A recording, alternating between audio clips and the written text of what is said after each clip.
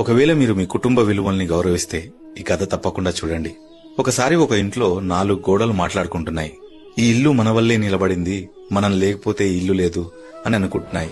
అది విన్న పైకప్పు, అదేంటి, నేను కదా ముఖ్య కారణం, నేనుండడం వల్లే ఈ ఇంటికి ఎండ, వాన, చలి మరెన్నో ఇబ్బందుల నుంచి కాపాడుకుంటూ వచ్చాను, అప్పుడే ఇదొక మంచి ఇల్లు అయింది అని అంటుంది. అది విన్న తలుపులు, మీ మొహం, మీరు కేవలం నిర్జీవంగా పడున్నారు.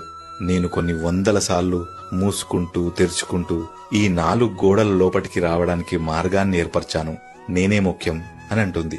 ఇలా పైకప్పు, గోడలు, తలుపులు గొడవ పెట్టుకుంటుంటే భూమి కింది నుంచి ఆగండి, గొడవ పెట్టుకోకండి, నేను కూడా మీలాగే, నేను లేకుంటే గోడలు లేవు, పైకప్పు లేదు, తలుపులు లేవు, అసలు ఇల్లే ఉండదు అని చెప్పగలను. కానీ ఆ చెప్పడం వల్ల ఏం నిరూపించుకుంటాం? మనం ఒకరు లేకుండా ఇంకొకరు లేము. అందరం కలిస్తేనే ఒక మంచి కుటుంబంగా పిలువబడతాము. సరిగ్గా ఇలాగే మన కుటుంబంలో కూడా ఒకరు పైకప్పై కాపాడితే మరికొందరు గోడల్లా దృఢంగా నిలబడి, ఇంకొకరు తలుపుల్లా మార్గాన్ని ఏర్పరిచి, భూమిలా అందర్నీ ఒడిసిపట్టి ఉండే వ్యక్తి చుట్టూ నిలబడి ఒక గొప్ప కుటుంబంగా మారతాము.